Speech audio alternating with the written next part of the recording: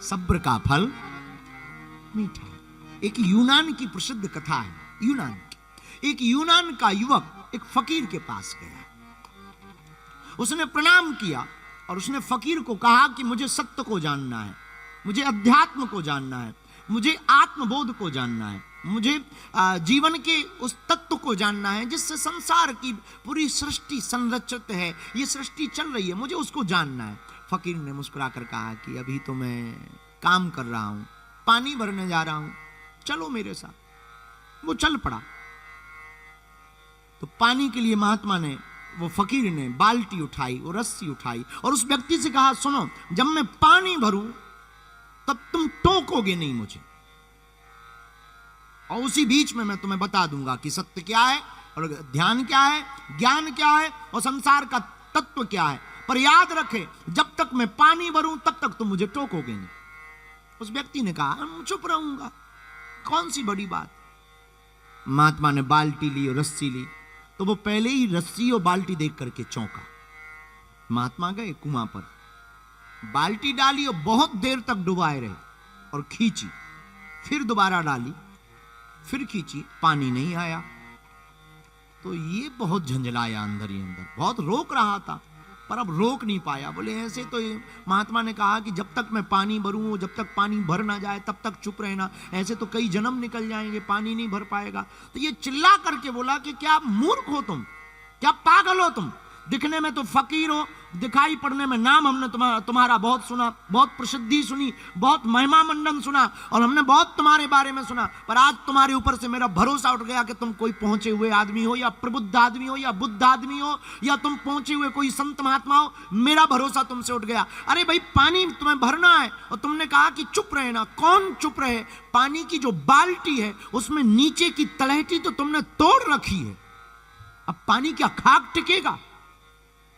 जब तक तलहटी नहीं होगी, बाल्टी पूरी कवर नहीं होगी, तब तक पानी भरना असंभव है, और बंद करो ये ड्रामा।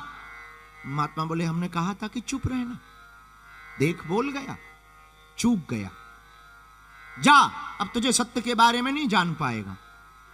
तो वो रोने लगा कि क्षमा करो, पर मैं सत्य बोल रहा हूं कि आप कैसे पानी को भरोगे। महात्मा बोले, बस इसी संयम की आवश्यकता है।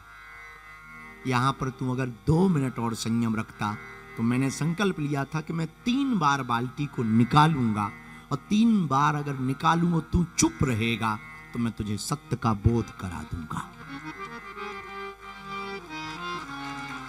पर तू इतना संयम ना रख सका और एक बार में ही तू बौखला गया, एक बार में ही तू अवचेतन मन से और चेतन मन से तू मेरे ऊपर बौछार करने लगा गालियों की, और एक बार में ही तू अपने आप से परास्त हो गया और तुझे देखा ना गया, और इतना भी धैर्य ना रहा कि कुछ देर तो तू टिक सकता, इतना तो तू देखता कि इतना नाम तूने महात्मा का सुना है तो कम से कम थोड़ा तो वॉच करता, वेट इन वॉच करता, और तू रह गया, तू चूक गया, तू मात खा गया। अब तू सत्य को नहीं जान पाएगा, क्योंकि जिस आदमी में इतना बोध नहीं है, इतना संयम नहीं है कि वो कुछ देर टिक जाए बुद्ध पुरुष को देखने के लिए, वो आदमी क्या खाक सत्य को जान पाएगा। बुरा ना मानना मेरे प्रियजनों, परमात्मा को भी जानना है तो आप बहुत जल्दबाजी करते हो, शायद तुम परमात्मा के बारे में तक नहीं जान पाते। परमात्मा के बारे में तो बहुत असंभव वाली बात है। अगर तुम टिक जाओगे, अगर तुम संयम रखोगे, अगर तुम निष्ठा रखोगे, अगर तुम भरोसा रखोगे, तो हमारा भरोसा कहता, मेरे राम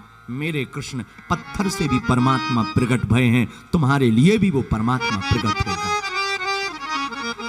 वो ईश्वर पत्थर से प्रकट हुआ।